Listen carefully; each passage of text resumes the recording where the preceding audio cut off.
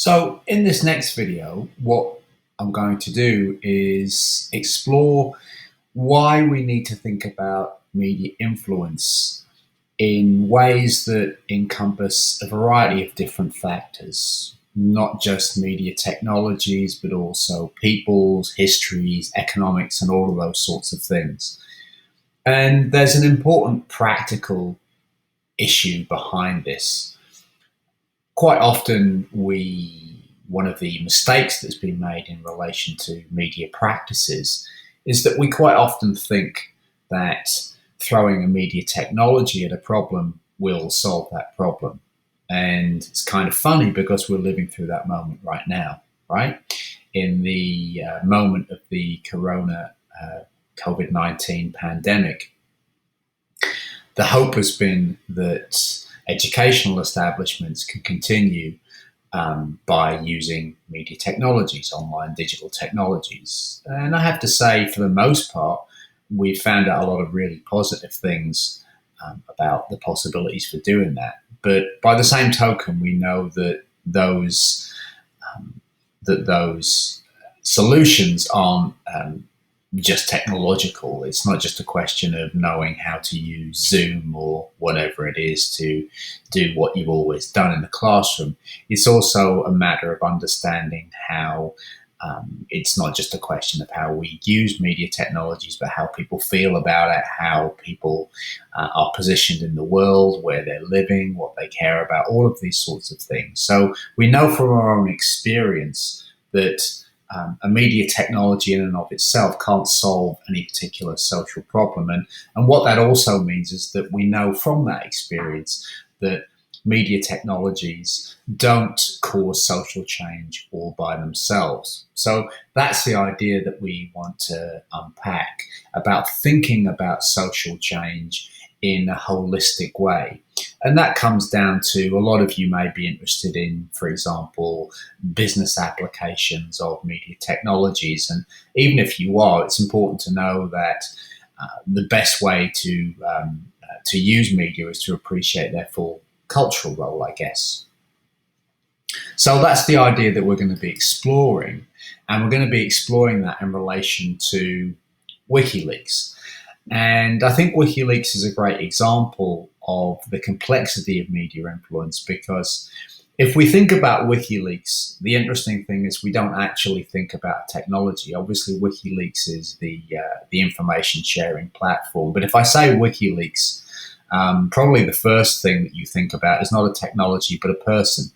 Julian Assange, the man on the left here, who's been a really high-profile, almost political celebrity over the last decade or so. And we might also think about the picture to the right here is a picture of, is a still from a video that arguably created the Wikileaks brand. And I do use the word brand advisedly because that is what I mean. You know, Wikileaks is a brand as much as it is anything else. And this is a still from a video which was called Collateral Murder. And what Collateral Murder was real footage of a US helicopter attack on a group of people in Iraq who were deemed to be anti-US military personnel who were in fact journalists and innocent civilians. And what happened was that Wikileaks got a hold of this video and made it public, and this raised all kinds of questions about US operations in Iraq that had previously not been possible. And what this did is it connected WikiLeaks as a media platform and a media business to some ongoing questions about political power, basically. And so what it invites us to do is to think about how WikiLeaks as a media practice had a particular impact on histories of empire and political power. And this is really useful because it tells us that when we're thinking about media influence, most of the time, what we're really interested in is our political issues. When we're talking about media change, we're talking about how media interact with important aspects of our political world.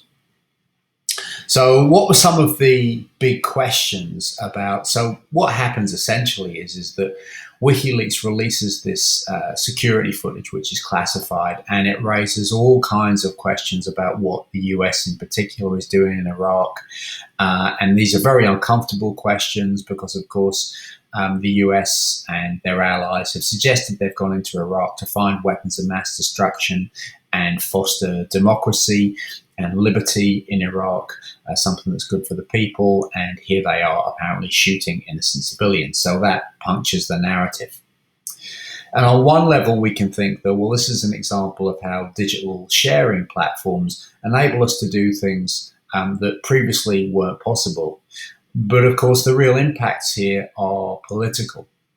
So how does WikiLeaks connect up with established questions in media research?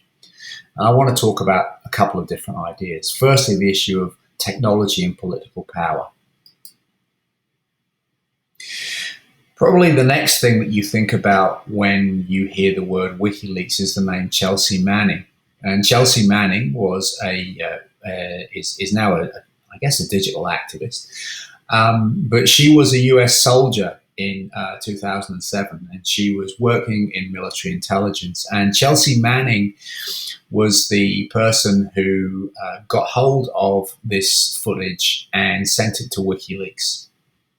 And what this apparently represented was Chelsea Manning at the time was a low-ranking soldier in the US. She wasn't, anyone who was high up in the intelligence community, but she was able to use her digital skills to cause significant political embarrassment to the US, the United States, and the US presence in the Middle East, and indeed US foreign policy in general.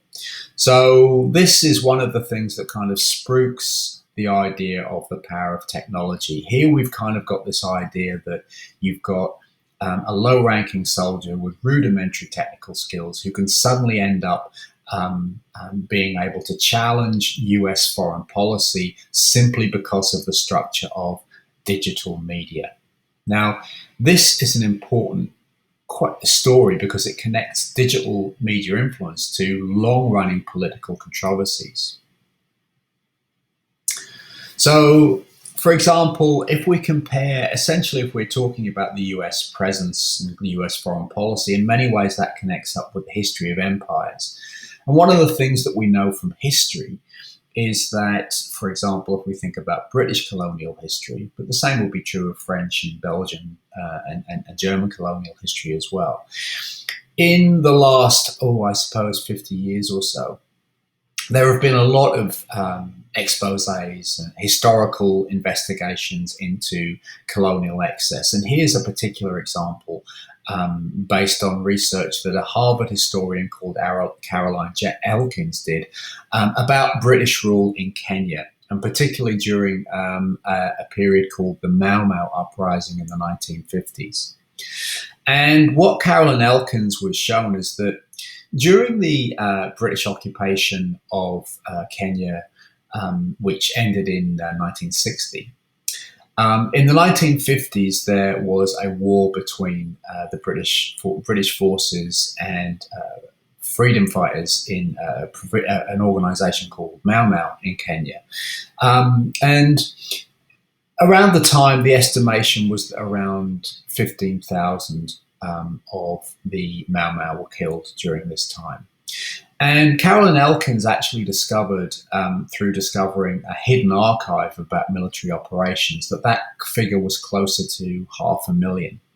So this is quite interesting because what it raises is the possibility of a kind of a strong version of media influence. The idea that, well, digital media meant that someone like Chelsea Manning, someone with very little training, could cause the sort of imperial embarrassment that it took Caroline Elkins and historians 50 years to bring about in regard to Kenya. So it took half a century to discover what really happened in Kenya. largely or significantly because a lot of those records were paper based and therefore they could be hidden. So what this does is it kind of raises the idea that Chelsea Manning was able to do the same sort of thing that Carolyn Elkins was able to do simply because of media technology. So this is a kind of strong version of media power. And this is the one that we actually want to complicate and kind of resist a little bit. Because what we're going to be seeing is that Chelsea Manning wasn't solely responsible for causing embarrassment to the US.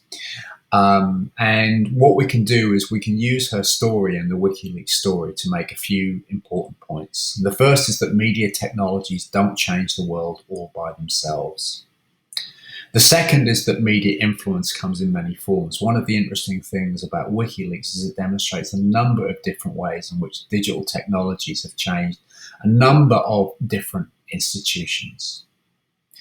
So if we look at something like WikiLeaks, we can actually see there are many different sorts of questions about many different kinds of media influence that we can ask in relation to WikiLeaks.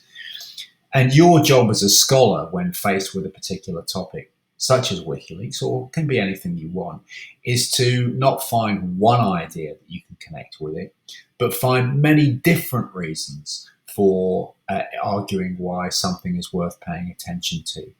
And this is an important scholarly skill because this is the purpose of doing annotated bibliographies. This is the purpose of reading academic works. And this is the reason of the purpose of writing a literature review. What you're doing in a literature review is you are taking a particular problem and you are relating a series of different ideas and concepts and trying to find different, some of the key arguments between different arguments and concepts that can be related to a particular topic.